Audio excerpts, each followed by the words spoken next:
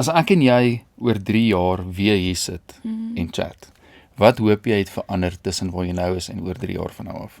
Wel, ek hoop net ek stagneer nie, ek hoop ek hou aan groei opwaarts en voorwaarts, en dit beteken nie dat ek beter moet doen as iets anders wat ek al tevore gedoen het nie. Ja. So net aanhou consistently doen wat ek besig is om te doen. Ja. Ek probeer om nie te veel pressure op myself te sit nie, maar nog steeds groot te droom.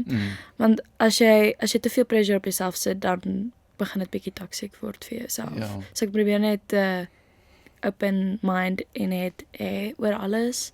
Maar die feit dat ek al die hoeveelheid sukses bereik het, wat ek nou nie in die kort tydjie wat ek in die bedryf is nie normaal, of soos dit gebeur nie net met enigiemand nie, en ek wil dit net nie for granted vat nie, ek wil dit ten minste net gebruik in my voordeel, en ek hoop mense sien dat ek dit waardeer, dat hulle my ondersteun.